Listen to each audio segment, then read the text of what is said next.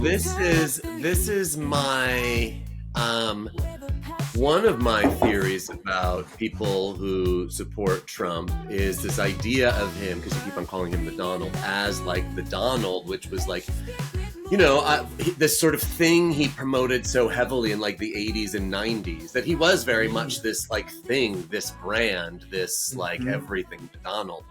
I mean, I think the emperor has no clothes. I don't think like that's a real, it was like a marketing thing, but I think that's the appeal. He is a cowboy.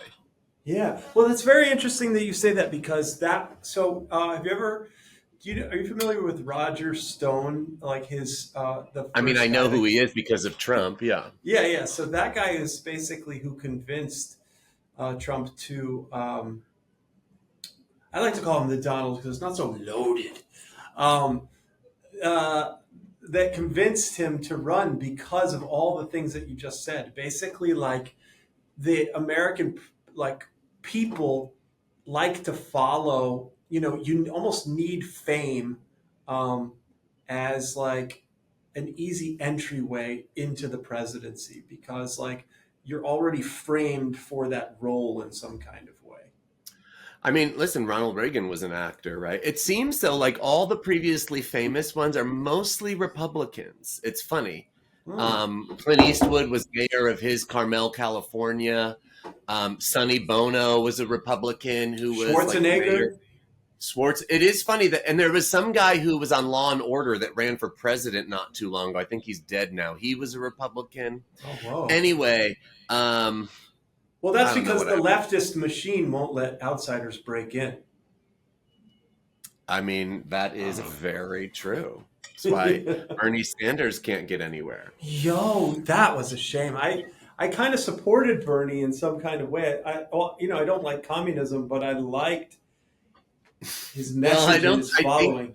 I think socialism and communism are two very different things. Vermont, and I love Vermont. I'll also say this. I've been like That's a gritting good my point. teeth watching Real Time with Bill Maher recently. And, I think the other appeal of Trump that I gather from his guests are like people think that the Democratic Party, which I am not an advertisement for in any way, shape, or Yeah, form, feel that. is like advocating though for like the death of masculinity. I keep on hearing this over and over because of these trans issues that like, the Democrats are coming for your penis and your kid's penis and they want to cut it off. And there's so much misinformation about that I think spreads like wildfire. And I have like I used to work with trans kids, like 16 to 25 homeless kids. And like, I have friends, I'm in the community. I've had sex with non-binary people.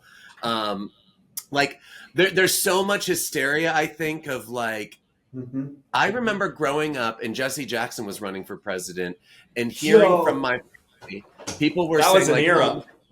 oh my God, if black man becomes president, they're going to enslave us. Although none of those words were used today. And I think it's the same kind of paranoia, like in some way that like, Wow. if Kamala Harris or whatever, Democrat person becomes president, that like this trans thing seems to be such a huge hot button issue. Like it's like abortion before it, because now abortion isn't an issue for the right because of the courts. But like Well, the it still trans is thing, in some kind of way. I mean, it's less of an issue though, right? Like, I mean, of course there are like, because the courts, I mean, they overturned the law of the land. Yeah. Anyway, I find it fascinating the reason that people support Trump in the same way that I think when I see people online right now who are like diehard Kamala supporters, I'm also confused by that. Like, some of it's cool, like admittedly, like, yeah, we should have more diversity in politics. All of that is cool. I'm just like, her politics are unknown and not cool to me. So like, Thank you. Chapel Roan is like getting a lot of shit because she's like, I'm not going to endorse anybody. Like, yeah, I'm going to vote, but I'm not going to come out and endorse because like there's shit politics on the right and there's shit politics on the left. And now I wonder what even these right left things mean, because there's so many different factions of them. Like everyone says this, and I don't know, the Republican Party isn't what it used to be, which seemingly is true. Thank God. Trumpism is a very new thing. Um, and I would say the Democratic Party certainly isn't what it used to be. It Mhm. seems like those two parties, I mean, the Mitch McConnells and the Joe Bidens are like ghosts. It seems like such an old way of being. Mhm. Um, but I think to your point, which is very true, I got to let my dog out here. The left is very scared to let anyone outside of the norm. And I think it had Bernie Sanders, if he ever, got the nomination, he would have had to fit into this machine because the Democrats are fairly conservative. For Politics is me, conservative. Like I think the art world is very conservative. Like yeah, there are machines and like they can't be disrupted, and there are forces like the deep state essentially it's also that this is our pre-election show. I didn't know that. This is why we're talking yes. politics. Oh, yo, bing bong. But the other thing I've been thinking about since our last show, where you kind of, I think my takeaway was that you really believe that there is this kind of liberal bias amongst the art world, Mm. artists in particular. And again, I would think that the probably, yeah, most artists that we know about that are like going to be on this show that are in galleries probably are. Maybe I actually don't know that, but and then I was thinking, well, there's so many artists that we just don't know in the middle of the country in all these red states, right? Like that there's no access to galleries that are like, and maybe they're not painting things that you and I would, sort of our eyes would dart to, right? But Right. there's painters. There's I was thinking of that movie Fargo where her husband is a painter. He painted the duck on the stamp, right? And not to simplify Yo. it to that point, Yeah. but like That what a movie that is, by the way. that's an amazing movie. But I've been in all different parts of the country for art fairs, and I've seen different kinds of. There's always sort of regional art. When I go to the Cape, right? There's everyone's painting like seascapes. Well, that stuff you're not going to necessarily see in New York City galleries. But my point would be that the art world that we know that's on Instagram that you're following, yeah, like young, beautiful people for the most part in New York City are probably going to lean in one sort of direction. But I would guess if anybody who considered themselves an artist in the world, I don't know, it might be 50-50 like everything else is right now, right? You might have 50% of artists who identify as Republican. And then Mhm. my question though for all of this is to you, Topper J, if if you are so kind of convinced that there is this like liberal bubble, why do you want to be involved in it? Wow. You know, I, thank you so much. I think that a lot of my initial like views of the world fell originally on the left, um, meaning free speech. Like I've been a diehard like a proponent of free speech, and now we're seeing the left, wanting to use government censors on things like Twitter, and like really trying to slow down free speech. And then um, another thing that I have always been very against has been war. And the only politician that I've seen that doesn't want to start more wars has been this enemy of the left. And so to me, and then I also thought that like uh, being rebellious, uh, my way of like kind of I like to hold a mirror to different communities, and like I probably lean left in conservative circles and lean right in liberal circles. And so, like, I just want to be able to poke the bear a little bit with this community, um, because there are things that are should not be so taboo to be discussed. Like, I feel as if, like, even um, mentioning that I support Donald Trump because of the things that I mentioned, free speech and no war, um, like makes it. I lost my train of thought, but that's why. Well, And I love if we art. just hold up, it's interesting because those two things. Again, I'm going to make a generalization here: free Yeah, speech and no that's what we do. war. Right? This would, I think, I feel comfortable saying this: free speech and no war would probably be something that many artists who are in the art world all agree on, right? And probably aren't Trump supporters. This is probably why we talked a little bit about this. They're probably not. I mean, there are artists for Kamala, like there are artists for Trump, I'm sure. But I think those two things are. Yeah, I would say that's more the I feel more comfortable saying like artists are more likely to be anti-war and pro-free speech than Democrat or liberal. Um, Totally. I think Totally. those. I don't even, as someone, I think I'm a registered Democrat just so I can vote in the primaries, which seems a dumb system too. I should be able to vote for whoever I want to.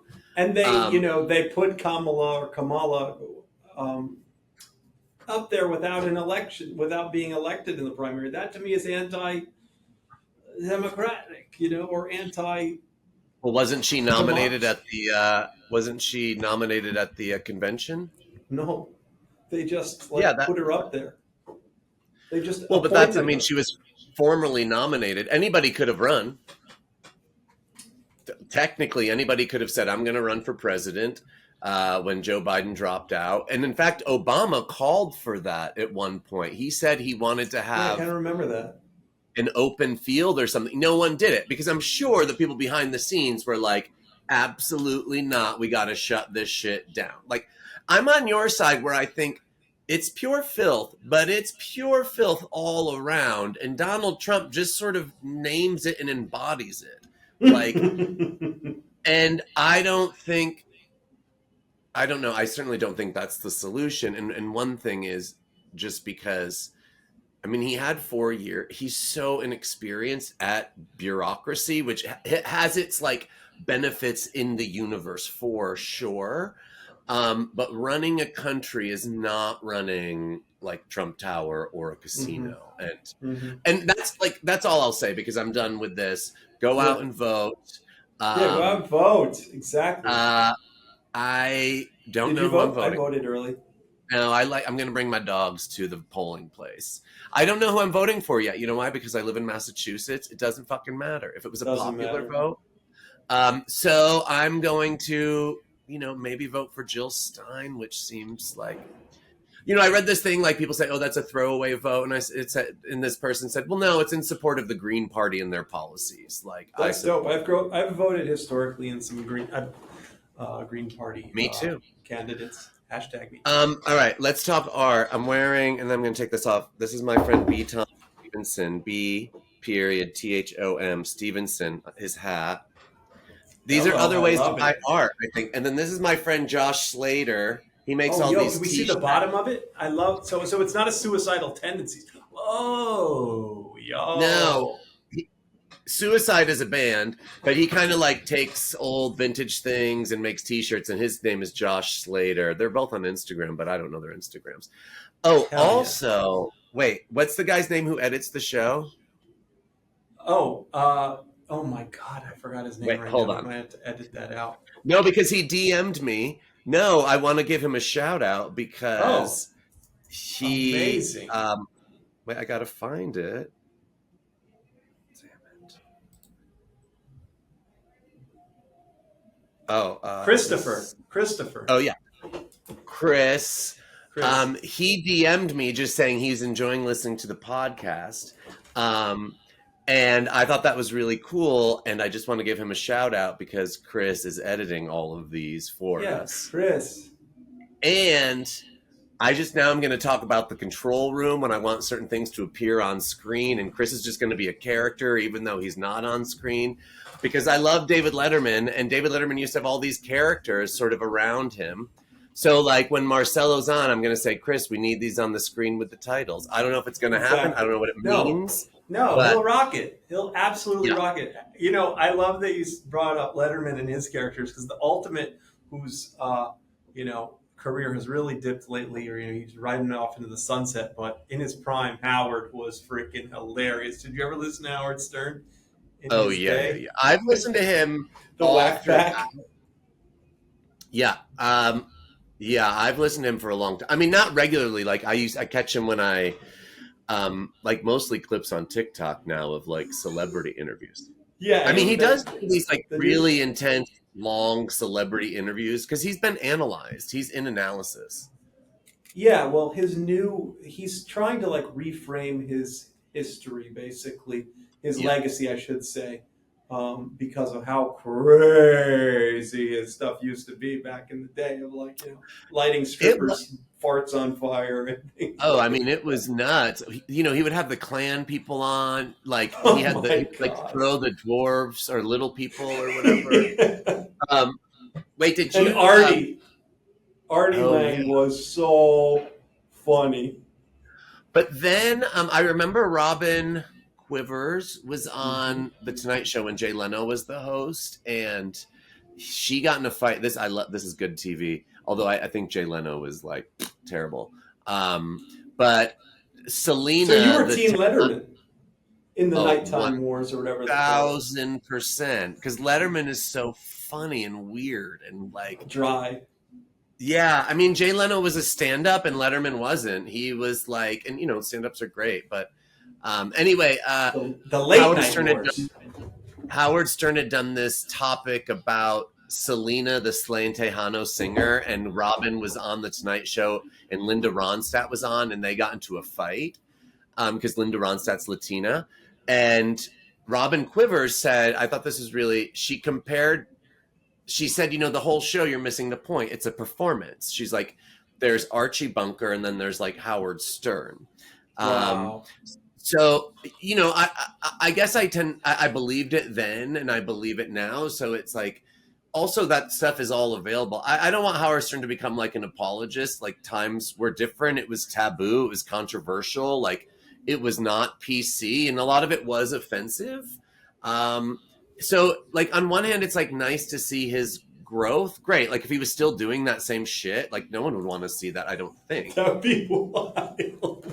But like he wouldn't be around, right? I think that's Yeah. why, and that's what an artist does. They sort of You evolve are and you are play. really bringing it back to the theme. That is incredible. And here we Hey, Marcelo. are. Hey guys. Hey, Marcelo, I have to thank you. You're our very first guest. I know. So this is No like, pressure. yeah, No pressure. no pressure because all we do is like talk and just goof. So I have to be Okay. more professional. Also, I watched one of the YouTubes before, and I like hadn't showered or anything. I looked like crazy, so I did. I got all shower. dressed up. I showered and like got dressed for you guys. Great. You guys look fantastic. Ready to rock. Thank you, Topper. Nice to meet you.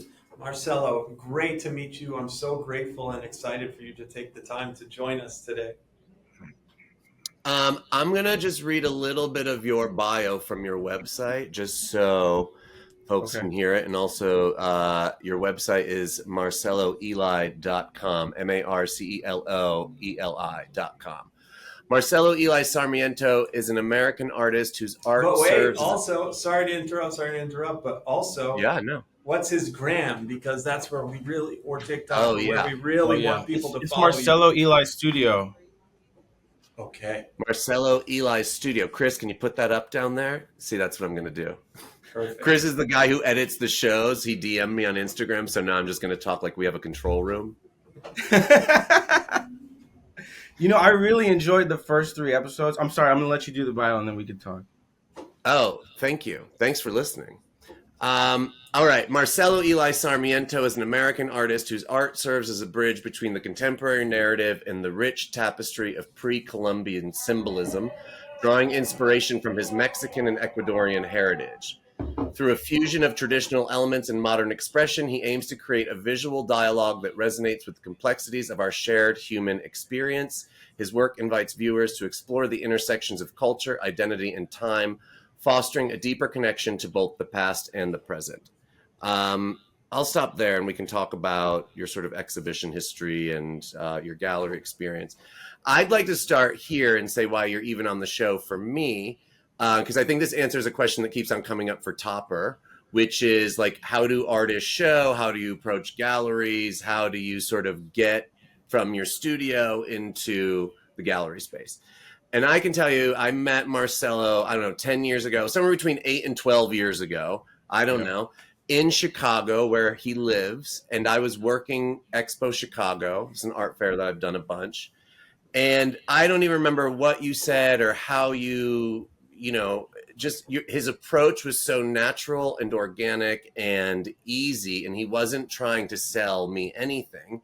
He just came into the booth, asked questions about what was on the wall. We started talking, and then it just came out naturally that he was an artist. And again, this was, I'll say, 10 years ago. I think we've met one other time in person, also in Chicago. And we've maintained this relationship. And I, put him in, I curated a group show for Half Gallery last year that I put him in. And I have the piece that's behind me. And like, now he's here. And for me, this is a good example of like, just how you build relationships in this business, because there's no real playbook. Blueprint. There's no blueprint. It's just like this is continuity of relationships, and just if once you meet somebody, you have a genuine connection, and you share. Social media is a great tool for this whole kind of process. And I think we meeting naturally, and then I saw you in New York. I think it was at Nada, right? And then we followed up. Nada? You had a new gallery at that time. That was your second space. Nada is the New Art Dealers Association, and it's an art fair. It's more merging art fair. I would say like emerging mid career. Yeah, that's right. I had my second gallery at that point. Yeah, and I was like, oh, it's a different name. yeah. I remember that. I know how that goes. And I think as an artist, you just have to travel, and you keep seeing the same people. And I think if you just stay in touch, not even like super close. It's just like, I see you, you see me, you acknowledge each other. I like what you're doing. You're doing great work. Keep going. Encouragement never hurts. Yeah. Well, we're here to toot your horn today, baby. So, Marcelo, you are represented by a gallery in Los Angeles, right? Yeah, Central Server Works Gallery in Los Angeles. They're going into their, I think, formally second year, probably. They just, they're growing. They're small. I think it's a family operation. It's my friend Joshua Oduga, which, similar story. Met him at a fair, connected. He's like, I love your work. Let's, I'll put you in a show. Wow, great. And what's their Instagram? I always have to ask. That's Central Server Works. I think if you just search Central Server Works, it should populate. Yeah. Great. And did they put you in like a group show, or they gave you a solo show first, or what was that like? Joshua was, at the time that I met him, was a director for a different gallery. And it was one that was showing at Freeze. That was the fair. Okay. And he was a director, and he was very forward. I think he had already heard of my work. And he was like, hey, we have the back gallery, and I need new artists to show in there. And the back gallery, Topper, is like tester space. It's like, let's see how good they are without having to, solidify a contract or like a set relationship. Oh, okay. So basically, kind of putting stuff on consignment, or like for the most part, kind of absolutely. on consignment, but just sending a bunch of works with no like a little handshake or something like that. Something like that, yeah. I think for the gallery, it's just like a safer way to introduce new artists to the program without having to really invest too much, but it's a good opportunity for both parties. I have a ton of questions, but we'll dive into it in a bit. And then, so you did that show, and then you guys talked. No, he left, and then he opened up his own space like 6 months later. So it wasn't even like an immediate beneficial. Right. Yeah. And then he came back to you once he had Central Server Works and said, do you want to do something there? Yeah. And then at that point, he was like, I want to sign you. Like, I want you to be my first signed artist. Wow. And were you, what happened then what happened when he said, I want to sign you? I mean, I was excited. It was like a dream come true, having. Isn't that Hollywood, baby? Yeah. And even if it's a small gallery, it was just like, I don't know that. I don't want to say validation, but it feels like you reach to a point. It's like, okay, I'm acknowledged as like a serious artist to a point where a gallery would like to, have a formal contract. Yeah. Well, I've sort of been talking about, galleries are kind of the tastemakers in the art world. And they are kind of the ones on the initial phases that pick the artists, right? Mm-hmm. So it is validating because a gallery offered to represent you. You're their first artist. That's a big deal, I think. It's Yeah, huge. especially for like a young gallery, and you hear stories of galleries starting out. Like I always give the example that Joshua and I are like Rashid Johnson and David Kordansky. Like that was his first artist, big artist, and that's they Yeah. built Kordansky together. Yeah. Hmm. Yeah. I think that's, I always, yeah, I've been talking about this too. It's a sort of three-party system here. You need the gallerist, the artist, and the collector. And I think can collectively kind of build careers together. Yeah. Um, so Do you you? have that gallery in LA. Now, what Mhm. happens in Chicago and New York and the rest of the world? Like, Well, how so does the that the work? agree. That mean that thing is different. I think every artist after that point, like Joshua and I have like a full representation. From when I did the show with Half Gallery, he asked for a 10% consignment, Right, right. and that's I think when younger artists get a little tricky. Like I think when the work starts growing, and then you're finding your founder gallery. Let's just call it your founder gallery. Yeah, They don't want to just completely let loose, which I don't think it's bad. I think you help each other. As I grow, the gallery grows. As the gallery grows, I grow. yeah, Um, so for me, Joshua just receives a gallery consignment fee from whoever is consigning the work out of the studio, yeah. whether it be in Europe, whether it be in New York, or whether it be in wherever. And so the gallery, because you have a representing gallery, and then I want to talk about your artwork. But Topper, you probably have questions about the gallery artist relationship, so ask them. I'll be done. But the gallery in this case for you, it sounds like acts as a manager, where Yeah, anything that leaves the studio goes through the gallery, but they take care of all whatever the paperwork you've been. logistics, the paperwork, the consignment, the transaction, like all the stuff that I was doing alone for so long. Now I have someone who is that's really nice. Yeah, Yeah, That's an that takes a accomplishment. lot off your plate. Yeah, congratulations. That is freaking Thank huge. you. And it helps you to really be able to focus a lot more on the work theoretically. Yeah, it leaves more brain space for sure. Like I mean, at that point, it was a little got off my plate, and then and I think I've even had this conversation with friends. It seems like for the first time in my career that the work's working for me, but also other people are working for the work. It was for so long it was mm, just me working for the work. It's that whole like company thing they say in the business world, like Peter Thiel, the What's that, original Peter? um, Facebook. He was the first investor in Facebook, and he was a PayPal co-creator, co-founder, whatever. He wrote a book called Zero to One. And basically, Mm, the hardest part is just getting from freaking zero to one. And like yeah, once you're at that one, like then you can start to get that momentum. But like until you're at one, you're freaking grinding. You're doing everything yourself. You're yeah. washing all the dishes. You're shipping all the paintings, all that shebang-a-rang. So basically, can we get into the legit? Well, I would love to kind of structure this where we get into like your history, and then I want to get into how your relationship with the galleries work, and then how you do marketing and your career. And I have so many questions. So can Just we hit them, just throw start them over. firing I mean, away? just so you know, there's like a little bit of a delay when I'm getting you, so just maybe speak a little slower. I don't want to miss the question. Yeah, no diggity. Okay, so No doubt. basically, so can you first just start telling us about your journey into art? Like what initially inspired you and kind of how you did find your voice or how you're finding your voice.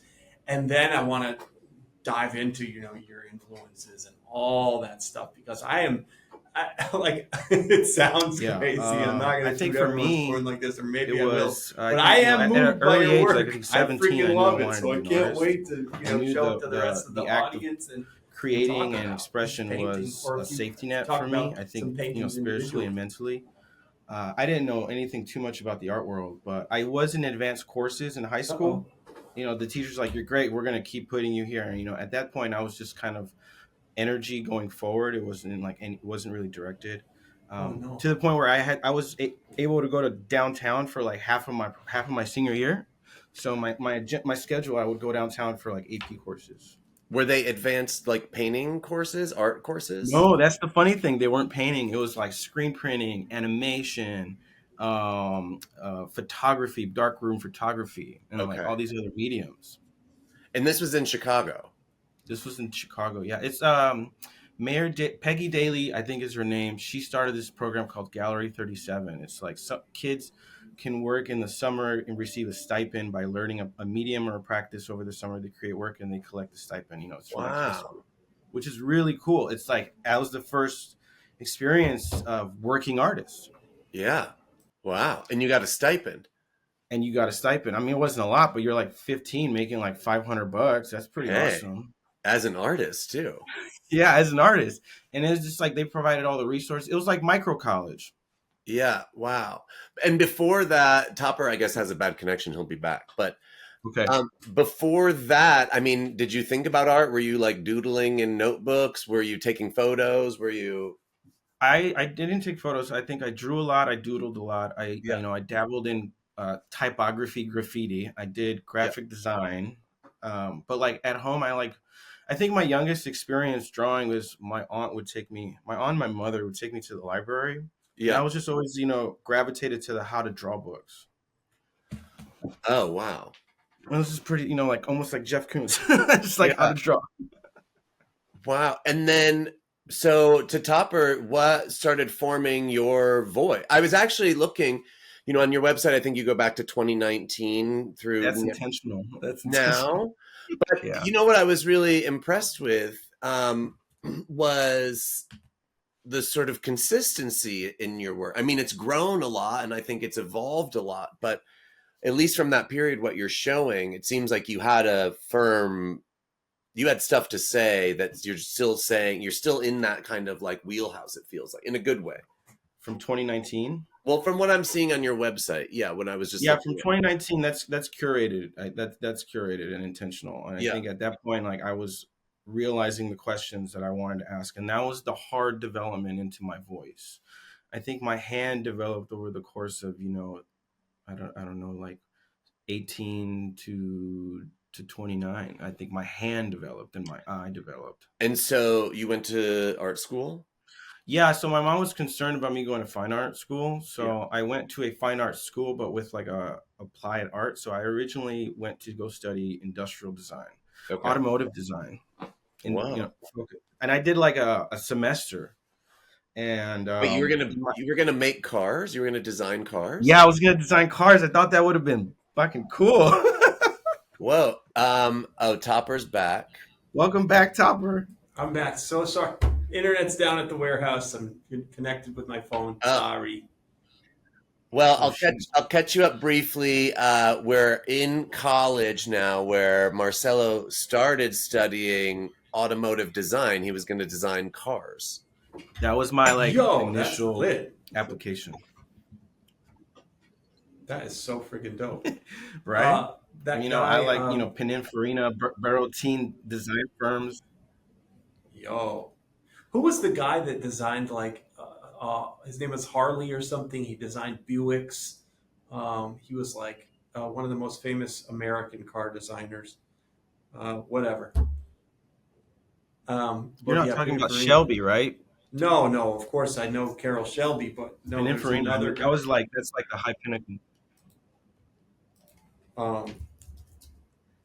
But can I go back to the story? Yeah. Sorry. So pretty much like it all changed when I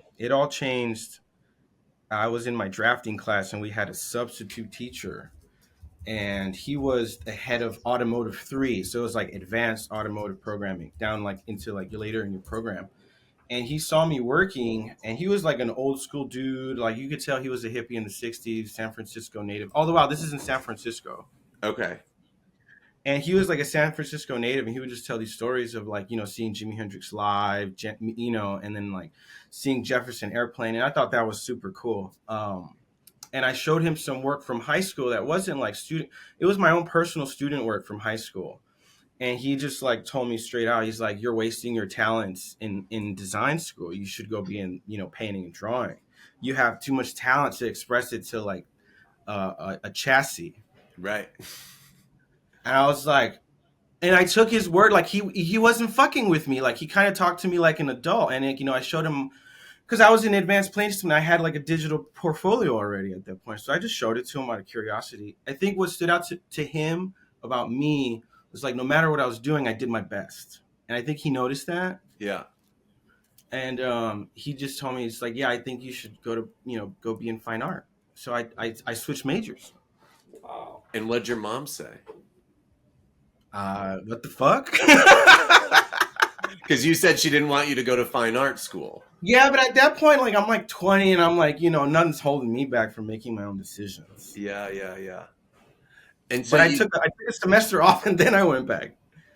And you switched from automotive design to painting, or what was Painting and drawing? Yeah, painting and drawing. So that from going from like a drafting table to like a horse and an easel, and looking at spheres and pyramids, and and it was very traditional school. The school is like really traditional. It was like an art school. There's two, I don't know if you know this, Tom. There's like two art schools.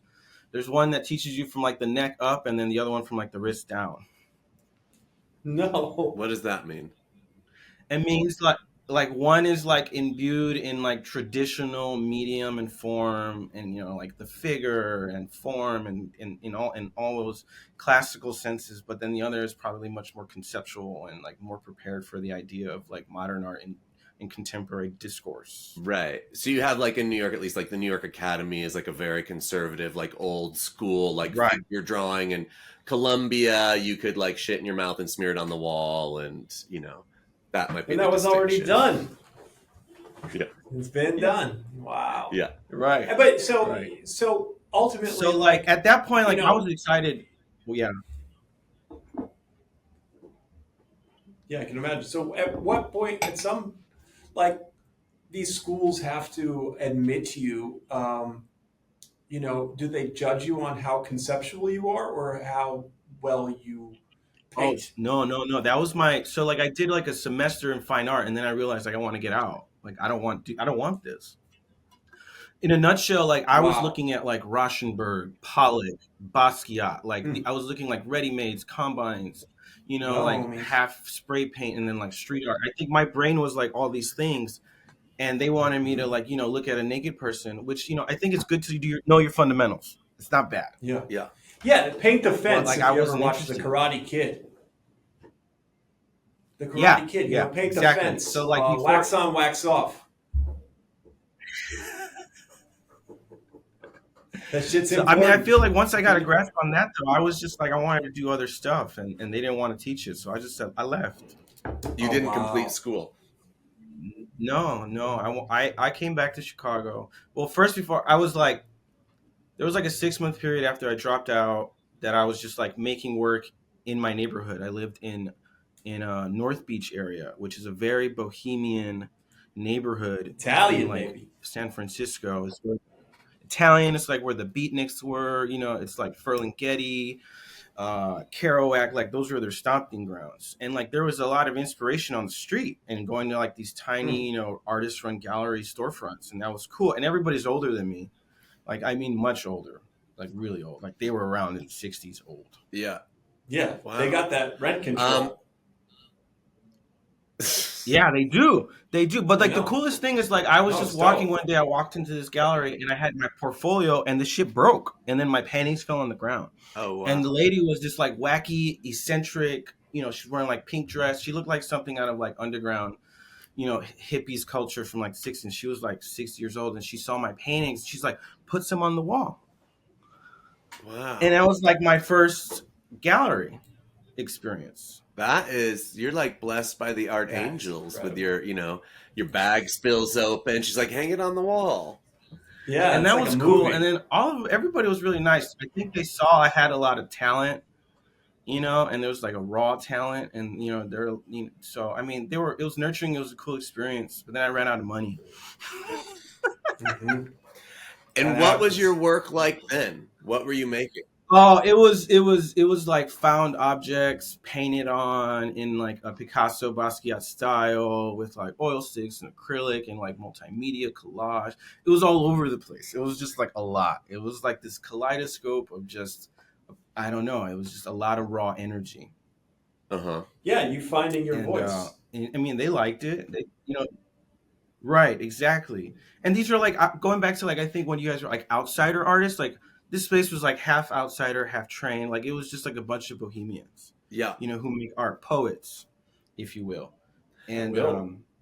I ran out of money, and I was like, I want to go back to art school. I should go back to art school, right? So I'm like, let me go to SAIC. It's like kind of the conceptual, theoretical kind of space I want to exist in. So I moved back to Chicago. I'm living with my mom, and then I do a portfolio review with somebody at the school, and I was showing them work that I had made not only in San Francisco, but like work that I made while I was back home. And they were just kind of really telling me like, okay, your work seems like to talk about stuff that's already happened. Like, where are your bigger questions? Hmm. And I didn't know that, and I think he was pushing me a lot, and I knew how expensive the school was. Like, it's like six figures for like a bachelor's, Wow. without help and a scholarship. But I didn't know if I was going to get that. But I think I was talking at that point in my work. I was talking about stream of conscious, how do I say it? Autonomous. Autoism. I think it was like it was no, yeah, No. automatism. It was a Yeah, it was a, yeah. a form from surrealism. Like you work stream of conscious, like thinking of like Jack Kerouac and the Surrealists. So mine was like very much just like crayon mark making symbols, lines, forms. It was very abstract. My work was very abstract at that point. Hmm. Um, and I think he was saying that it had already been talked about. And then my final question to the admissions counselor was like, well, like, what can you give me that I can't get on my own? Mm. Wow. And he So was like, yeah. well, like, the community and resources. Yeah. And I was like, well, I think Wow. I could find my own community, and I'll do with what I can when it comes to resources. And I just like, I don't know, I didn't see the value in it, and I just like kind of went the self-taught route. Yeah. Well, that was kind of a lame Wow. answer And on that his was your part. last. Sorry. That was kind of a lame answer Actually, on I don't his even know if he part. said that. He might have said like, I don't know. He might have said, I don't know. I mean, it was like years ago at this point, but Yeah. like, And that was your last sort of foray with academia. yeah. And do you think that may? I mean, I do think. I mean, we've talked about this a little bit. Although I didn't go to grad school for art, but I do think outside of academia, it's hard to get like studio visits, or you're not getting many studio visits and that kind of stuff. Do you think that like? Well, did it help your practice and hurt your career? Did it help your career or hurt your practice? Like, where was that sort of like? I No. think it helped my practice, hurt my career. Not even hurt my career, because like, look where we're at. I think it delayed my career. Yeah. Mhm. I was So like do on you the think? real slow burn. So do you think? Yes, that whole 0 to 1. So do you think like the elements? Do you need that piece of paper in order to be validated by potential galleries and collectors, or do you think that the context with which they're filling your mind, maybe it's these conceptual concepts, maybe it's elements of art history that you need to tie into your work in order to like In theory, um, evolve the work, in the context of art history? Is that why I the hate to say education is yes important? and no. Like, I don't know. Like, for me personally, my experience was that like I was always self-conscious when it compared to other artists who were like within academia who knew how to talk about their work. Mm. I still had to educate myself on how to talk about my work. So talking about I it, so I worked within a less vacuum. important on like actually the creation of it, more important on the talking about it. That's a Yeah, cool. that That's doesn't the matter what sales you make. And element. like shit on the wall. Like you have to learn how to talk about your work. Wow, this is And breaking down you a whole do new that. I mean, there's not boundary. a class in my knowledge of like how to talk. Go ahead, No, talk. I think So more in the crit group, RJ, like in crit groups. Right, right, right. Like you learn how to talk about your work because you're constantly talking about your work in Work, school. Like there exactly. isn't a class for it. No, no, no. It's not like a language course. You Yeah. know that. I mean, for the most part, it's just like you learn on the ground. And I think being in a space where it's like theory and conceptualism and ideas are just in the ether, it's easier for ideas to gestate and grow. And I think it's just harder to do it alone. Yeah. so hard. So yeah. So it's not so much about, But I think it's the so reward interesting, is better. these classes, or it's so interesting how these schools, like, dance around so many important elements, like um, it should be a class on how to talk art speak. Like art speak 101 should be a freaking class. Um, or I don't know if it is or isn't. Yeah, I mean, there's Um, creative writing, but I think that's different. yeah, that's very different. It's because that this I is would the make the marketing and the argument that we sales want to. element. Yeah, but I would make the argument that we want to get away from art speak, at least for the Oh, artist. so And like, yeah. So I think I got like the silver lining because like I learned how to do the art speak, but like at the same time I always saw the bullshit in it. I was like, it alienates people. Like, now I think when I talk about my work, I know that like I can take it there if you really want to go there, but it's not necessary for me to feel elitist. yeah, I think that's, Wow. I mean, this is part of the job of the artist too. And the dealer is like, you kind of have to know how to read a room. Um, because like, yeah, if you're going to go give a presentation at the Smithsonian about your work, like you might want to talk one way. But I think, Topper approached me about doing this show because Mm-hmm. he and I have a shared interest in reaching all the people who are never going to sit at the Smithsonian and watch a Right. talk, but Right. or maybe they will once they sort of gauge the You wet their interest. So whistle. I think it's, yeah, yeah. So I think it's interesting, like, it's a foundation. You want to have that foundation of like, Tickle their you want to be fancy. able to talk about your work. Yeah, to Tickle their tickle their fancy. Yeah, fancy. nice with the feather. I see you with the feather. This is my You're pen. like, who's a Gallagher? You're the Gallagher of podcasts. You have all these props. Oh, I love that. You got a watermelon right here. Don't make me smash a Yeah, watermelon. baby. I You will. got the big giant glasses. You got the big glasses. Oh, you know this. You probably have a bunch of costumey stuff in that Good Fair warehouse. Oh, dude. Oh, yeah. $1 million a month of stuff from thrift stores. You can only imagine what comes through here. Wow. I'd love to check it out. You're in Houston, right, Topper? Yeah, yo, open invite. I'm trying to get RJ to roll through. Calling all Yale art students. Hungry for more inspiration? Head to Taste of China at 964 Chapel Street, where Sichuan spice meets a sophisticated vibe just a short walk from campus. Nothing says next level art appreciation like indulging in a bold flavors that you'll make your creative senses pop. Fuel your late night critiques with dishes like legendary Kung Pao chicken and sizzling Dan Dan noodles, crafted to keep that creative flow going. So bring your Artburn podcast hot takes and join us at Taste of China, where flavors are as bold as your artistic vision. So thank you. I actually just sold some work to like 2 collectors in Houston this year. Yo, congrats. That's so dope.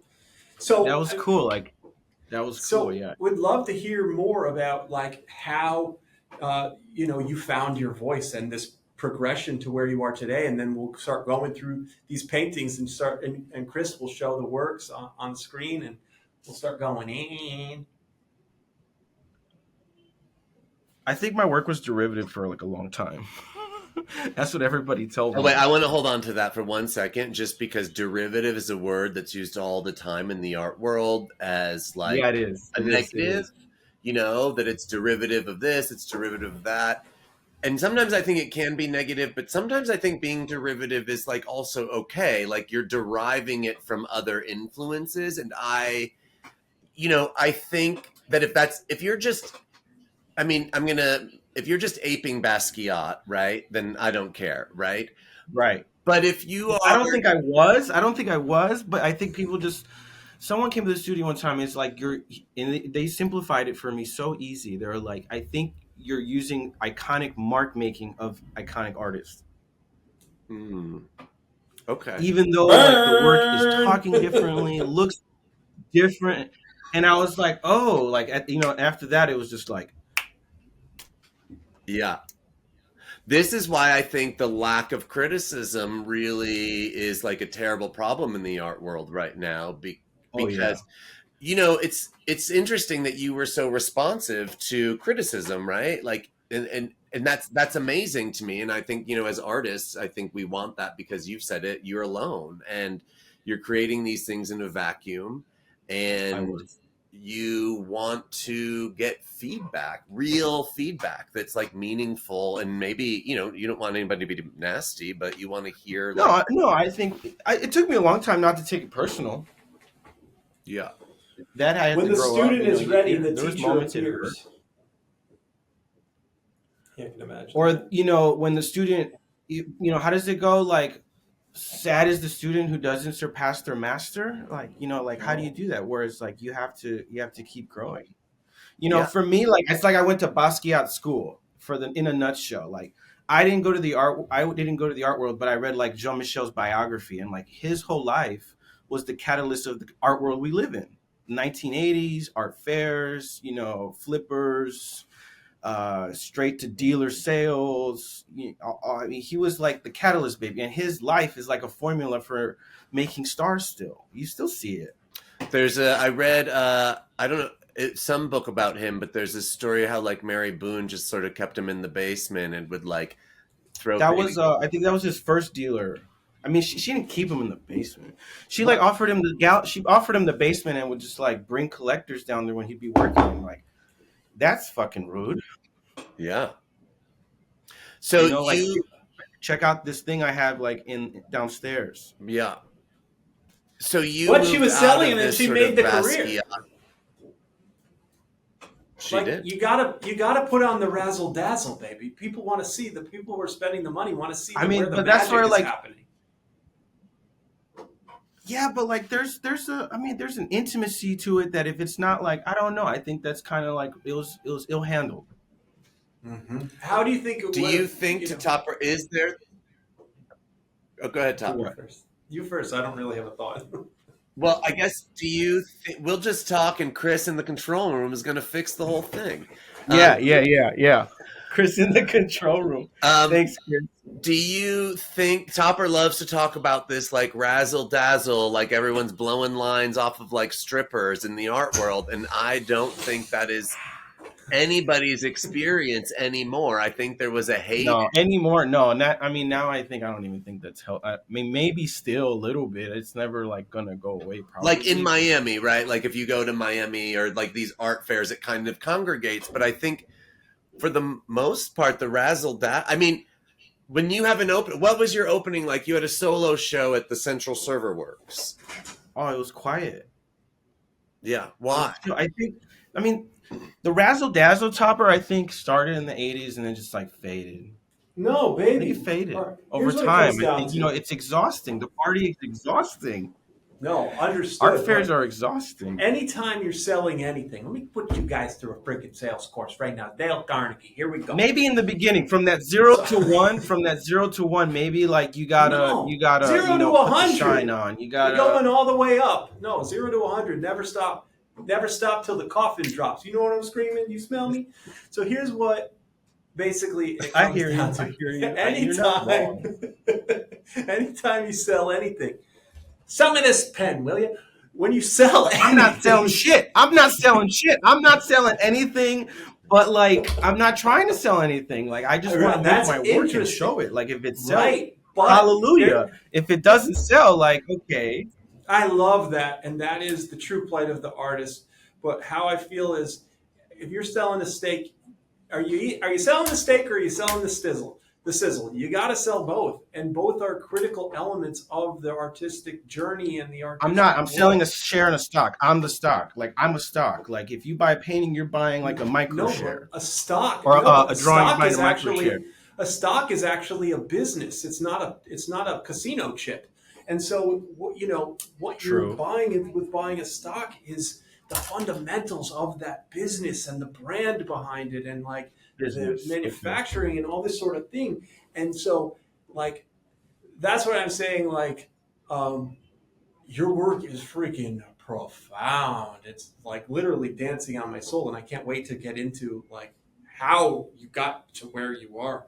Um, but the I think the art market still has that sizzle element to it, and just like being able to monetize or capitalize that or Yeah. whatever, or being able to get into that or becoming conscious of that, like being able to do a hip I think art it's party there. or The art something. world has it. You're not wrong. But RJ, me personally, like I don't think it's necessary.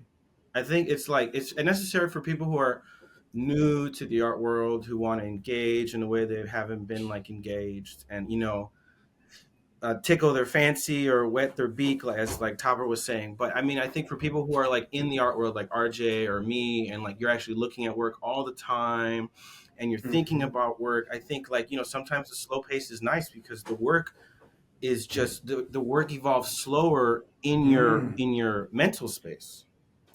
And And I this is so listening to this, I think Topper has a point in that, having been a dealer and owned a gallery, that is sort of, again, I think the job, I keep on saying this to Topper, that you should start a gallery because that's where the sizzle is. yeah. That is also the job of the dealer. To Marcelo's point, like, he got a gallery, he did his job. Not everyone gets a gallery, but he does. So then it kind of becomes the job of the Mm. dealer to put on whatever sort of sizzle, razzle dazzle that the collector Show it's the show, requires. the production. Yeah.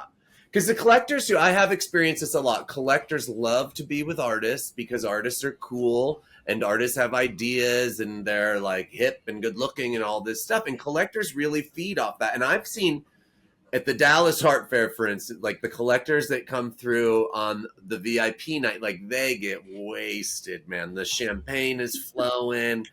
They're like drinking, and that's part of the appeal for For lots. them. Yeah, For for them, yeah. them, I'm there to do a job, right? I have to sell, but believe me, back in the day, I was drinking down at the art fairs too, but like now it's a little, I think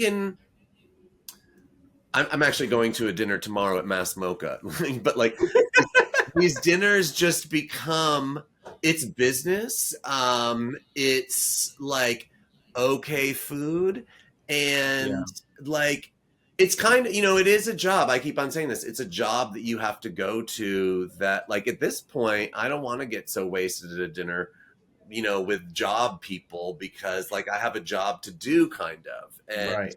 so I feel that way about like openings now because like you don't know who you're gonna meet or like and I have like anxiety like did I say something that's gonna ruin an opportunity, right. and I don't like that. But like I like in moderation. I think you can have a good time. I guess it just so the art world's like this micro universe. Like, what do you want your image to be? What do you want your optic to be? Like, are you the crazy wild artist that's like super super white right now? You're so hot, like you're on fire, or do you want to be like the more laid back, like I don't know. Like, it's what kind of dealer do you want to be known as? The art world's a small place, Yeah. Hmm. And so you can kind of create a and I think as I framework got or a older and I strategy. was like making work, I think you got Sorry, to have. Vince, I go mean, ahead. I didn't go to art school, so like I didn't have people connecting my work within the community of the art school institution. Collectors go to MFA schools, dealers go to MFA shows. Like I had to do that work myself. So I was always networking. I mean, look at how I met RJ. Yeah. It was like at an expo Incredible. after event, like, or something. And how you Right. met your dealer in LA, right? I mean, I don't know. Yeah, you got to like stick yourself out there. I think it's hard. It's hard as an artist. Like you're a person who prefers isolation, and creating within a space where like the creating process is at the forefront of your brain. And I think going to go have to talk to people is like nerve wracking sometimes. Being in spaces with large people can be nerve wracking sometimes. Talking about your work can be nerve wracking sometimes. And it's like it's a big pill to swallow, but I think it's necessary to forward your career. If that's what you want as an artist, not everybody wants a career. Some people are happy just making work, That's and right. that's totally 100 million% fine. It doesn't devalue the work, I think, and that's when you get like artists that are like outside artists to get discovered like years later, Right. posthumously, and it's beautiful, So personal opinion. I've got some questions on your style, like how you came like to. Yeah, go ahead, shoot. So basically, it seems you've got this deep connection to Mexican and Ecuadorian heritage. So like, how has that influenced your work, and That like happened in like terms of the symbolisms that you're and themes that you're exploring? Our next sponsor is O'Reilly Auto Parts. Oh, oh, oh, O'Reilly. Looking for parts that keep you running as smooth as as your latest masterpiece? Swing by O'Reilly Auto Parts. From brake pads to spark plugs, we've got what you need to keep your ride as finely tuned as your creative vision. Stop by, sing along, and leave with parts that are always in tune with your drive. Oh, oh, oh, O'Reilly Auto Parts. Ow! For the most part, like my interest in anthropology was always around, but then it like micro focused. Like I always loved history. I grew up loving history, and then I loved anthropology and stuff. So and then I traveled to Mexico for the first time as an adult, and that was my first international trip. And I think we went to the pyramids in Mexico City. I went to the anthropology museum, and I just had this beautiful experience of like my heritage, just being Mexican. Like when I was in the United States, being Mexican felt like other. I mean, it's integrated within the United States culture and history, but you still feel like other. And I think when I went to Mexico, it's like, wow, there's like Mexican doctors, like Mexican, like, and it's like this whole city's built on like Mexico. And it's like, no, it's like Mexicans are like millionaires, doctors, or hardworking people. And here's this whole like metropolis that's bigger than, it's a mega city, I think, Mexico City, the population. 12 million people. Yeah, it's beautiful space. There's like 22 million people there, something 22, 23 million people. It's something insane like that. And I mean, it's wild. But and that just like blew my socks off. And I remember going to the anthropology museum and just thinking like, why is this only being like appreciated in like an anthropological context? Like to me, these are like art objects. And then I went to the Art Institute here in Chicago, which has an encyclopedia collection, like the Met. It's art from the oldest period to the most contemporary. It's like an encyclopedic collection, and they have work of Native American, African, and indigenous Mexican and Native art is how they categorize it, I think. And it's all in the same wing, and it's like all the way in the West Wing, real far. You got to go find it, and then all the pretty stuff's in the center, or so they how they categorize it, like all the impressional stuff, the modern wing and shit. And it's just like they might have. And I may be calling out the Art Institute right now in public, so fuck it, who cares? And they have like a Rufino Tumayo and a Diego Rivera in the wing with the objects, and it's like, oh, that's the wing to modernism. But it's like, where are the Picassos? Like this motherfucker, where's the actual discourse with modernism? Yeah. So, and I was just like, I don't know, that was my catalyst idea. Like, I want to take this rich tapestry, like my statement says, and then kind of filter it through my knowledge of like modern and contemporary art. How old were you when you went to Mexico as an adult? I was like 25. 25. So my frontal lobe had just solidified. And that shift then started occurring in your artwork after that trip? Slowly, but I think I was just like, inspiration was just like coming out of my nostrils, that like, it was pouring into the work slowly. Because at that point, I was like making like symbol-based abstract monochrome work. Yeah. That would often be like tapestry or something, and then color just exploded, obviously. That's what and I sent Topper some images from your website, and I told you I was like spending some time there, and I know your work. Thank you. And I've been to like pyramids in Mexico and Guatemala and Chaco Canyon. I've seen like hieroglyphs like in caves, and thinking about this show that we were doing, I thought that they looked, and I hadn't thought about this before, but it almost, all the separate parts of every painting feels like some kind of written language, and like, so that these individual marks feel like they coalesce in an image, but there's like so much information in all of these individual pieces that form, this one behind me, like a head. There's a lot of heads in your work, and and then they do really feel like, I was thinking of film, that moment in like The Wizard of Oz, where it goes from black and white to color, and that's kind of what I think. Even this is a black and white painting, but it's just so bright and like juicy, for lack of a better word, and it also. It looks like, the hieroglyphs that I've seen in pyramids or in Chaco Canyon, or, so it has that. For me, why I love your work is that it is this marriage of Yeah. anthropology. I guess I hadn't thought about it in that way. I was thinking of it specifically about you, and your own sort of heritage, but anthropology, and then the way that it's contemporized for me through color, through this like very formal kind of like painterly thing. Um, I just like, it's like it could be a juxtaposition, and it sort of is sometimes. And then I'll say one that you don't get in images at all, that Marcelo sometimes stretches these paintings over like wood palettes, or the stretcher bars will like crisscross and almost like poke out through the paintings. And I haven't done that so much, but I used to build my own stretcher bars. Yeah, yeah, yeah. it just, it makes the painting like, yeah, that's not your exclusive practice, but it makes the painting like, it almost like they feel alive in some way when you get to see them in person, and you can see the dimensionality of the canvas. Like the one that we showed in the barn In the show, that barn was on show, the yeah. floor. I had like, it was pretty much like, instead of the bars meeting, I think they were resting on top of each other. So like when you stretch the canvas, there would be like this curvature, and then there was the one on the palette that was like 6 inches wide, right? Like 6 inches like deep, Yeah. and that would just like, it's like mounting something. And in some way, it makes the paintings like really. I mean, painting is an object, but they're sculptural when you sort of expand the They are. canvas that way.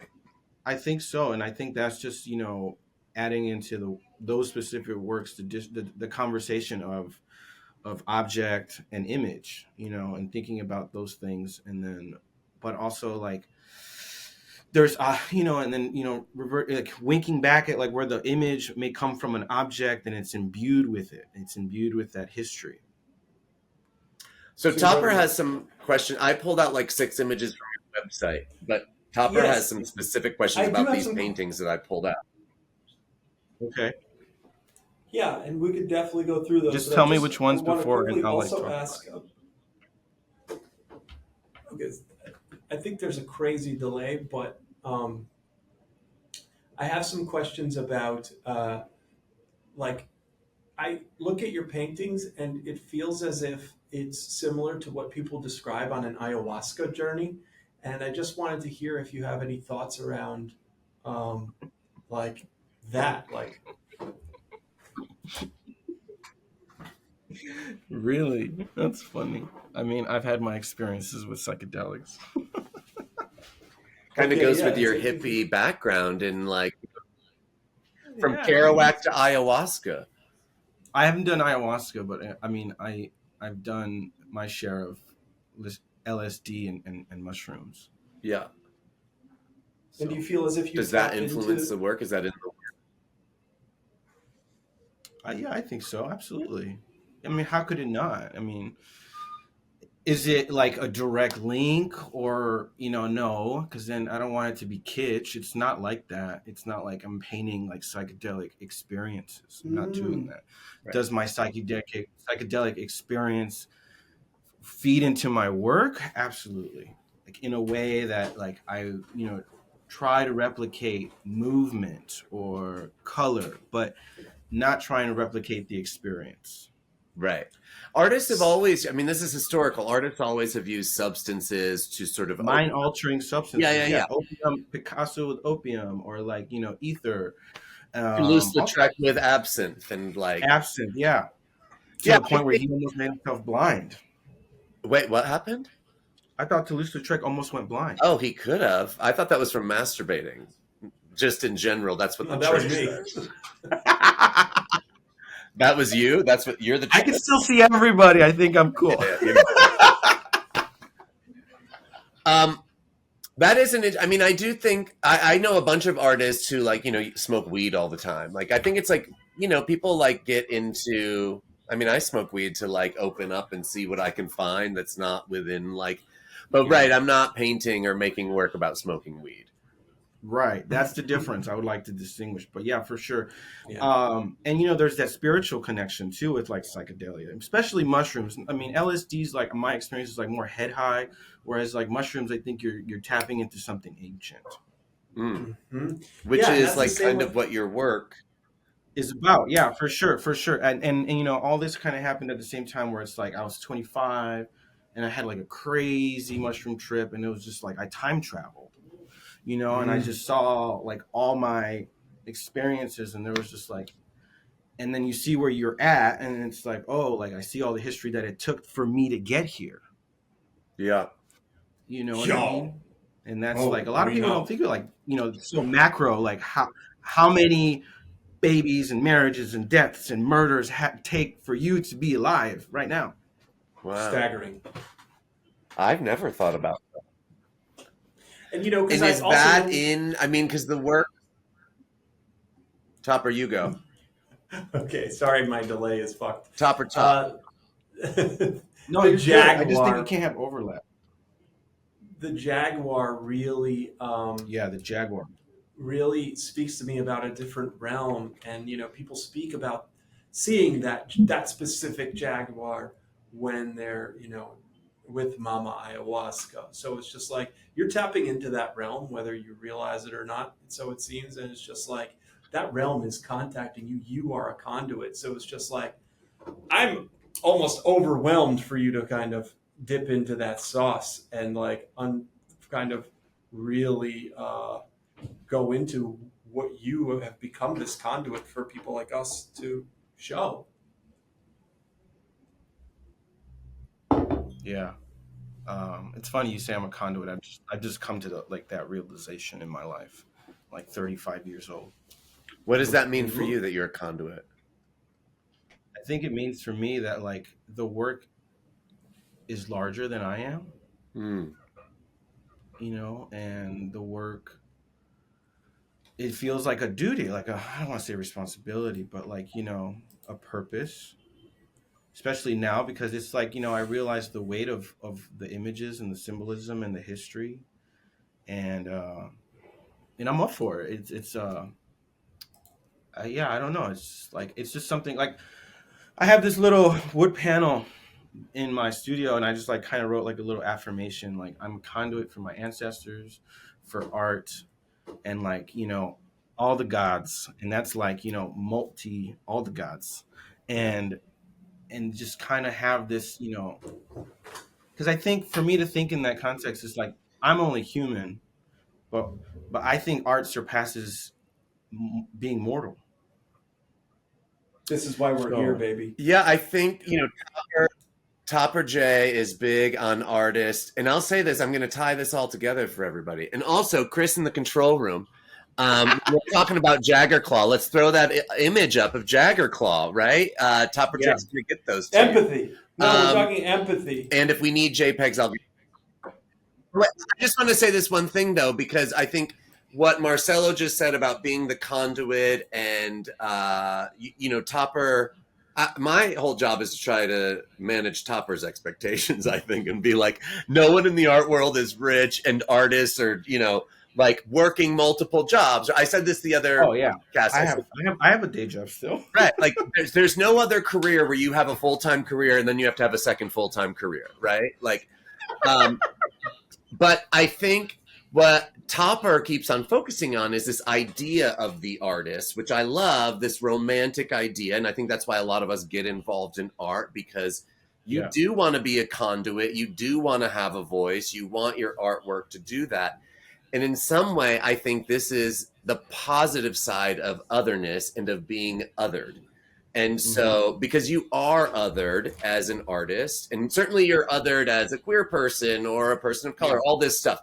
But the good side of otherness is what you're talking about. Like there aren't many people that will go on a huge podcast like Artburn and say, like, I am a conduit for my ancestors, for the gods, for like art, for things that will live beyond me, because that is the role of the artist.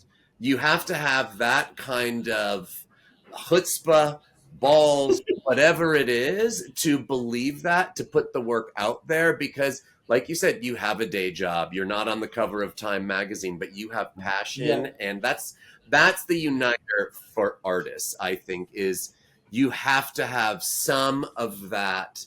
And it's, you know, maybe why the artists that we know in the contemporary art world are so few and far between, because I think there are artists all over the world, right? Painting and making things, but they don't have that kind of And now you said at 35, maybe you didn't have it 10 years ago. And, but I think that's the sweet spot of like, that I think all artists want to be in. And that for me should be, that's the end goal, right? Like, if Yeah. I feel that way waking up, like, well, I've got some pretty good ideas and they're worthy to be in the world and raise the dead and share my visions. I feel like that's where I want to be as an artist at all times.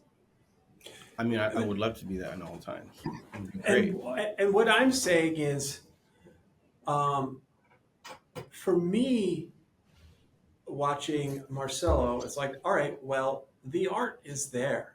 And so what I want to shine a light on for all the artists that are involved with listening or participating in this podcast is my business mind, thinks that there are strategies out there to get on the cover of Time magazine and have that influence that are maybe a little bit outside of the painting aspect, and more on the side of strategery, if you will. And so, that's what kind of gets my motor running, because Topper, my brain immediately wants to say, like, why do I have to be on the cover of Time magazine? Why can't just like my painting be on the cover of Time magazine? Because going back to like, I don't really want to be bigger than the work. I want the work to be bigger than me. Mm-hmm. I mean, because like I'm not always going to be here. I mean, like, there's the mythology of the individual. Yeah. I think that's inevitable with people who view the artist as the creator and this like romantic. It's part of the brand building, perhaps part of the brand building of the creating the work to snowball. It's something that we want to explore in the next 20 years of this podcast, like that specific question, because is the work the important thing? Is the artist the important thing? Is the techniques? Like, there's so many different elements that kind of, and that comes down to what we discussed on one of the other episodes. It's like, okay, what is the end goal for the artist? And each one has their own, but we'd love to hear a little bit about yours. Yeah. My end goal? Yeah, your ultimate vision, your ultimate strategy, your ultimate end goal. I guess I've always had this vision of being old, hopefully, like really old, and like really fucking old. I love that. And still painting. Wow. Even if it's like a tiny brush on a tiny painting, like for me, the act and the practice, it's just, it's beautiful, it's profound, and I don't need anybody around it, but I realized at a very young age, in order for me to get there, there's going to have to be a lot of people in the process to be around it, and for the work to achieve this. Because I guess like I never wanted to be like a failure. Like I always wanted to be recognized, and it's probably rooted in trauma. Like I need attention. Join the club, all of us. And that's true. Yeah, two of us are hosting a podcast right now. Hello. Well, that is, I mean, we want to talk about trauma. We're going to have to come back for another episode session but I think I love, because trauma definitely will influence your work. It's influenced your life. Totally. I want to, you have a painting, Empathy, that I pulled out. Chris, love that. Put that on the screen. Look, I look to the side like he's over here in the control room. But Empathy also, we'll just talk, the color in that, the like purple, this kind of like singular object of like, it's a cat. I'm not looking at it right now. It's a jaguar. I think it's like fuchsia pink. Yeah. And the jaguar is like 2 to 3 shades of green. And as always, Artburn is proudly sponsored by Prilosec. Got that creative burn, but not into the heartburn? Let Prilosec handle the fire so you can keep your focus on what really matters, making art that sizzles. Keep that passion going strong without the stomach drama. Artburn and Prilosec, fueling the art and fighting the burn. So why is that empathy, and what is empathy for you, and why make that image? And Well, so I like the word. To me, I'm always been like an empathetic person. Like, I think for me, it's even been, it's backfire sometimes being so empathetic. Uh, and for my wife's just an empathetic person and stuff. So I think for me, it's just like putting yourself in other people's shoes. And I titled that painting empathy for two reasons. I was like, it's an animal. Like, the idea of like empathy towards an animal is like something I could process. But also, like, I was listening to a song, by, I think it was Crystal Castles, and the song's called Empathy, oh yeah, which is like a great banger. And it was in the studio, and I don't know, like, I guess Crystal Castles is like electric techno. I'm like, this painting is like electric. yeah, And so Sure I is. was like, that fits. It's like this, but like, I want it to be electric without being aggressive. And like, how do you provide that jolt of energy when you want, without shocking someone to react negatively, right? mm.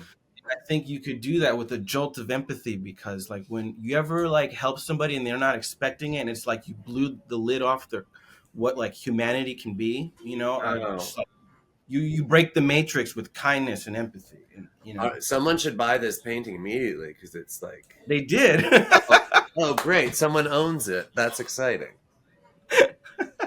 But I think this is so. I was actually thinking about this too, in just this week. I was like, who interviews artists? Like, I haven't listened to artist interviews to talk about. Like, I've interviewed artists going to studio visits or working with artists, but I think this is Mhm. so interesting to just get like that whole, this is your process. You titled it empathy because you want to kill people, you want to shock people with empathy, and then you made this kind of the shock of fuchsia paint. It like all kind of marries itself for me in this way.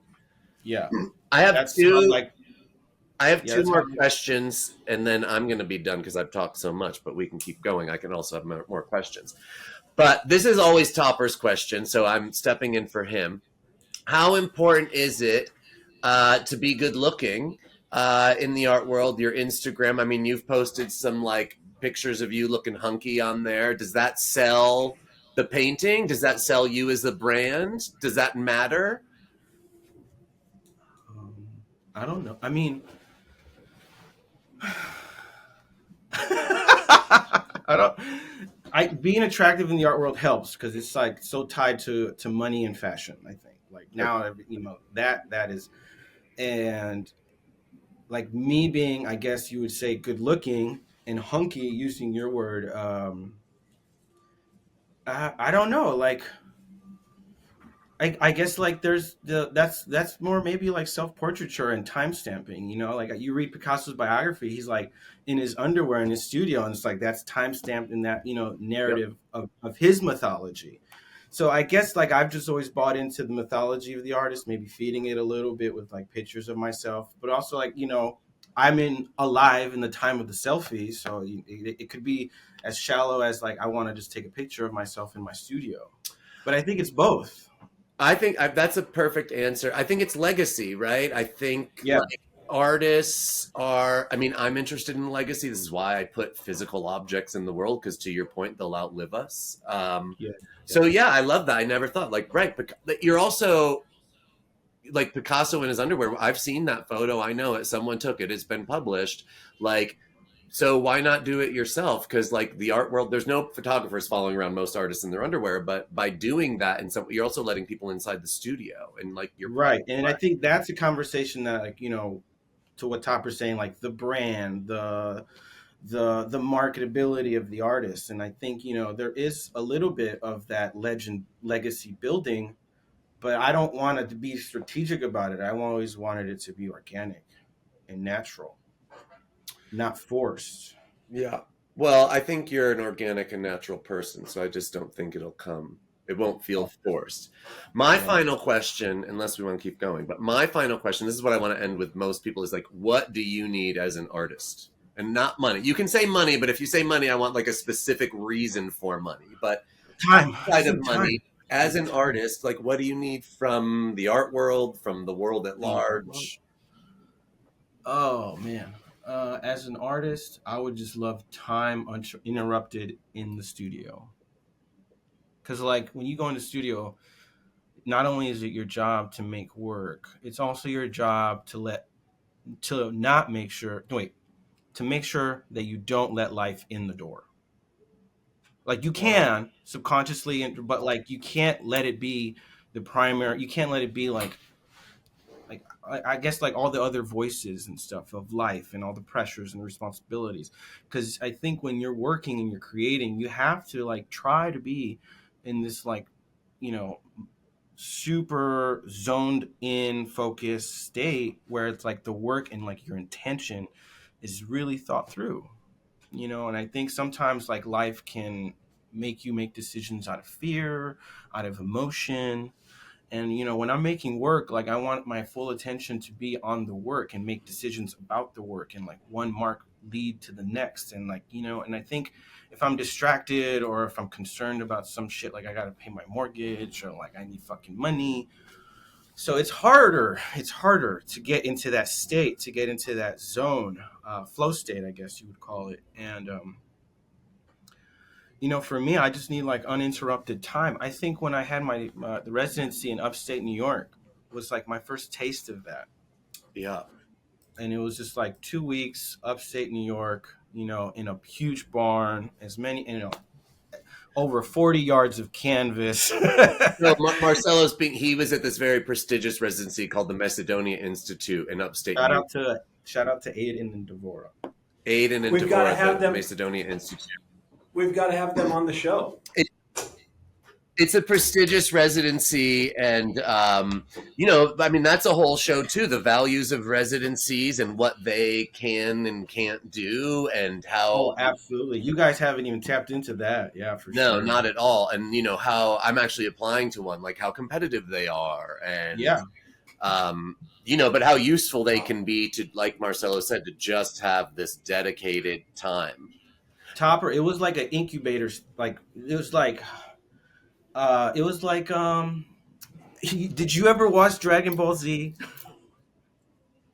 No, I'm too Topper? old. I'm too old. Oh, No, I thought you were no, like my age.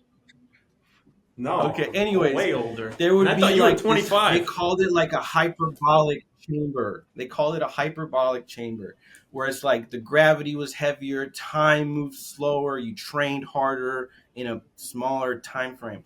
To me, that residency was like a hyperbolic chamber. Like I worked painting for like over 20, like 15 hours a day. Like I was like, you know what I mean? Like I'm cranking Wow. out energy and work. And And so would you like mind it sharing felt like what the personally like I what does the residency what? provide? So so the Macedonia Institute in upstate New York provided a place to stay, Mhm. canvas, stretcher bars. It's primarily for painters, primarily. And you as the artist had to bring your own paint, your own medium, Mhm. and you had to support provide your own food, you know, local grocery store or whatever. Oh, they don't And you feed have to you. get there. And that's it. So And they what do literally you give give you them? time and material. What did they They get just out of the ask for a deal? painting or they get a work that you gift them. And it Good could be deal. anyone, small, large. You pick, artist picks. Wow. And I think that's like a win-win. They build their collection, and the Wow. artist gets like this huge, major, prestigious opportunity. So RJ, should we open up Did a Artburn? A What's it residency. called? Residency? well, you know, I've tried RJ can just do it at the barn. I mean, RJ's got the real massive estate. house. I've had a couple artists stay here. Yeah, Um, yeah, I'm not opposed to that idea as long as there's funding. maybe not in a formal sense. You haven't done it yet, right? Let's Yeah. talk, baby. Wow. Um, wait, I have now another question. Since you've done other residencies too, it wasn't just that one, or have you done others? Uh, so like when you let's go back to like when we were talking about academia, like around 2017, I was accepted into the career development program at the Hyde Park Art Center in Chicago, Okay. and that is like a crit group development program. You have guest artists, you know, you have guest curators, you have weekly portfolio reviews, and then you work Wow. towards a major group exhibition. So And that was fundamental. I met funny story how I got accepted to that. I used to work at Whole Foods, and Topper, this is like how I always used to hustle. Like, not only did I meet RJ, I used to work at Whole Foods and in the Gold Coast, which is like the downtown area. And I met this lady, and she had like MoMA reusable bags. And I just went up to her. I'm like, "Are you a collector?" Wow. Fuck yeah. And she was one of the main, I think, philanthropists for the Hyde Park Arts Center. Like, she had her own, like, she was on the board. Wow. Now we're talking. So she became my sponsor. She became my sponsor for that program. Wow. And that was like a major gift. That was phenomenal. And I'm entirely grateful. Dion Jackman, RIP. But yeah. So RIP. also, I mean, this speaks again, like you are, I think, a large part in your career because you are who you are also. You're the kind of guy that's going to go up to someone who has MoMA reusable bags and say like, "Hey, I'm an artist." But the way that you do it, I mean, I hope like, if people don't watch this either, they're hearing it, but like also watching you, like, I think this, and I said this at the very beginning, like, if I had a gallery, like, I only want to work with artists that I like because it just makes the difficulties of the business that much easier. Yeah. And I Don't work So- with people you so don't their like. personality, not Note their to work. everyone. Well, I mean, you want to like their work, of course, because You represent it. I would have a hard time selling something that I've done it. I've done in group shows and I've tried to sell stuff that I think it comes across like, I keep on saying this is a very handshake business. And I think there are really genuine people that probably in any business, but because the art world's so opaque and so small, you really hold on to the people that you like, Or the ones that give you the ick. You like, they're like, you know them, you don't forget them. That's right. The ones that give you Totally. the ick. It's all across. So after the Macedonia Institute, you got the gallery representation after that? Yeah, after that. I mean, me and Joshua were working together, but after that it became like formal. And do you think that, I mean, that helps a career, obviously, like, Yeah, we talked about it, and he was like, I think at that point he was really, getting the business, all the paperwork and all the other stuff that it takes to like open up the business solidified. And he's like, telling me what he wanted to do. I was like, yeah, let's do it. And then, at that point he was already kind of managing, if I sold a painting, I would have him deal with everything. So he would get his percentage. And, and I think from the point of sale, like, I may not have made as much money, but I think that you're helping someone. So like in art, when you're selling art, it helps like for the art to appreciate and value. This is my personal perspective. When more people are making money off of it, not that the artist isn't making money. I'm always making what I would make out of the studio, but I think like. So like he was already, I think I sold something while I was there, and I didn't want to, worry about the logistics of that fucking shit. So like I'm like Joshua, can this collector's reaching out? Can you reach out to him, please? And he's like, yeah, he's gonna buy the painting. He paid me. I'll pay you later when you're done. Like and then it's like perfect. Boom, 1, 2, 3. He sent, I wrap it up. He shipped it, and the collector's happy. Like I didn't have to do any of the heavy lifting. right? It's awesome. And it So really we were already talks in about- practice in that relationship. So that's an ecosystem and that's an economy, and that is what helps propel the whole shebang. And that's really exciting to hear about. Everyone gets to use the Artburn phrase, wet their whistle. They don't talk about that in art school. I think like this is like, how's the sausage get made? I think a lot of artists need to realize that a little bit. Because, there's artists that burn bridges because, What? Abe Froman, Chicago. the sausage king of Chicago. Ferris Oh. Bueller's Ferris Bueller. I gotta watch that now. Have you not seen it? Oh, I've seen it, but it's like, it's like I've seen it like in the back. Like I've seen it so many times. It's like in the background. I gotta like watch it. No, I mean, I've worked with artists who come from like graduate school and they're like, I'm like, okay, so here's the consignment and they're like, what's this? Like, wait, how much is this? How does it like really a lot of times there is, and again, I don't know that that's the job of MFA programs. Like, no. The MFA program's like crit group, learn how to talk about your work, make friends, and hopefully like catch the eye of like somebody. Network. Network, crit, work, like paint, create. Yeah. Yeah. I think like, I mean, if anything, MFA programs should have like elective periods where you could take like a business class or like an accounting course. Yeah. I said this before, but I taught at Sotheby's or Christie's mostly, and I've lectured at like Sotheby's, but they actually have these master's programs where it really is about the business of art. Because when I had a gallery, I would talk about like how I started my business and the loans I got and how I work with, but that was just a specific like business program. So it wouldn't be a bad idea to have like one person at these institutions that could talk about the business. Yeah. Just even like a counselor. You don't even have to take the class, just take office hours. I think I'd want that job, actually. You would crush it. Yale University. I'll do it via Zoom. What was the question though? I feel like I like totally jotted off. I don't know. I forgot to. Well, yeah. I think that basically covers everything. But yeah, I don't know. I think. Sorry, you go. Go ahead, Topper. I'm sorry. No, I said. No, I wasn't saying anything. Okay. So, well, that is the length of our pod, and that basically covers everything.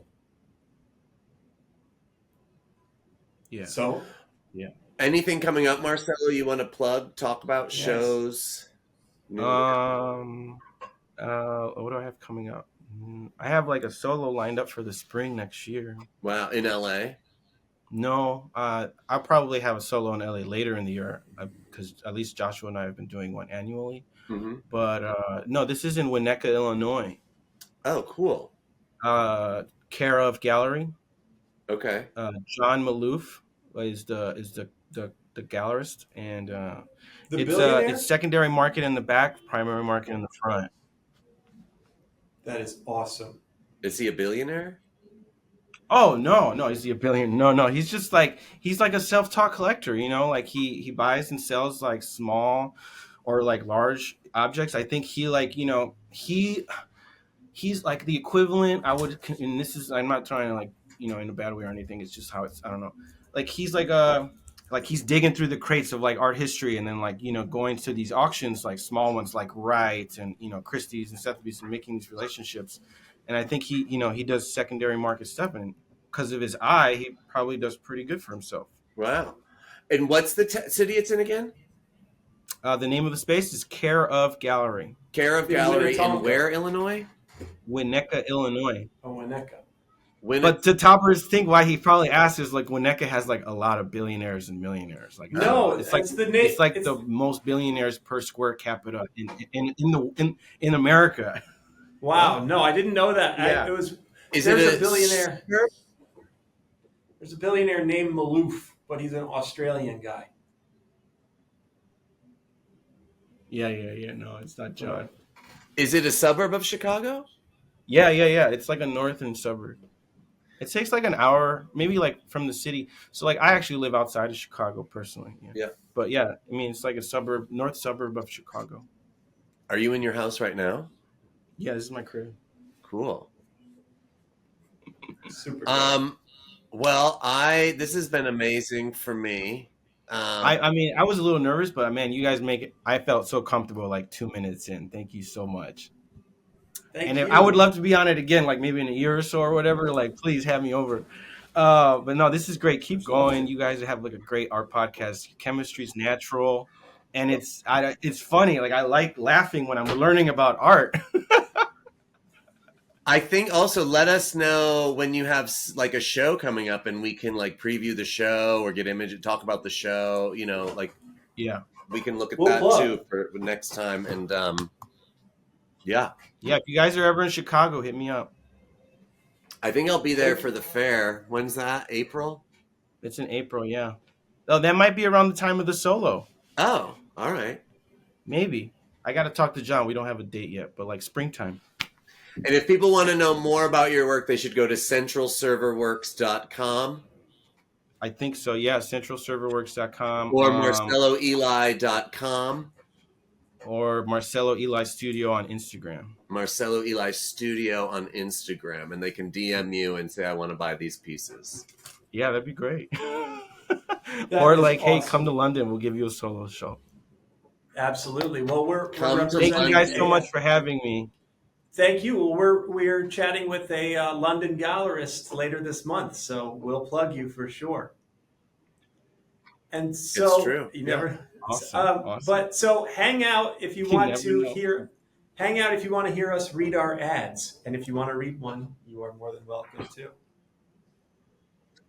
Oh yeah. You guys, the Duncan one is hilarious. The Harper one was great too. Yeah, I want to watch this. Can I just watch? Please. Sure. Cool. Do you want? Which ones are you doing, You tell me this time, baby. Topper? You tell me. All right, I want to do the KFC one. Okay. Okay. And I'll do the other two? Yeah. Okay. Okay. Here we go. Prilosec, for the art world's eternal heartburn. Art is passion, and sometimes passion hurts, like that gallery opening shrimp cocktail that just won't sit right. Introducing Prilosec, the official sponsor of questionable hors d'oeuvres and last-minute takeout before a show. With Prilosec, you can survive the acid reflux that comes with high art, high stress, and high-proof cocktails. Because no one should have to suffer for their art or their art-adjacent meals. Prilosec, fight the burn, keep the art burn. Wow.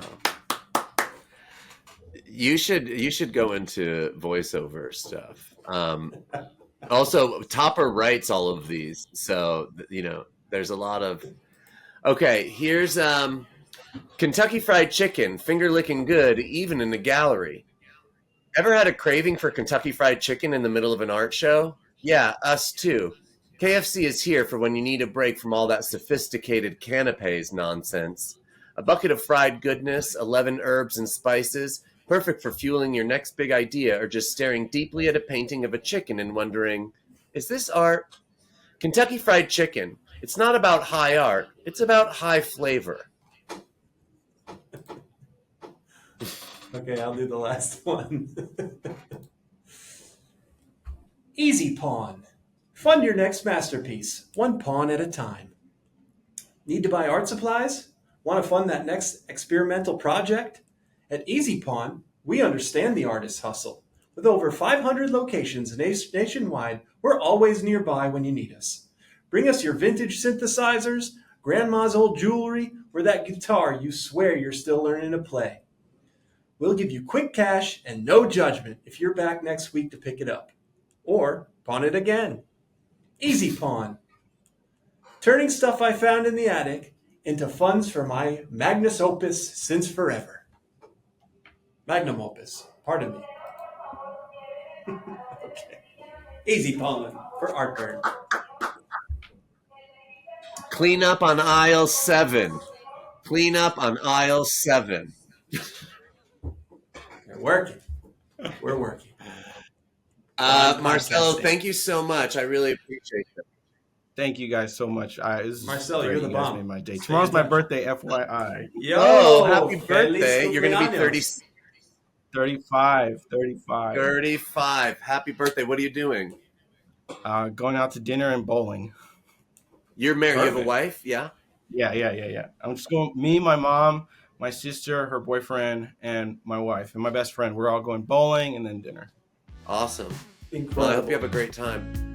Thank you guys. Man, I'll talk to you guys soon, or just hit me up on Instagram, and you guys, Yeah. the best We'll- of luck. For Thank you Thanks, so much. We'll Marcelo. email you the date we release it and let you know. All right, cool beans. Peace. Turn up the heat.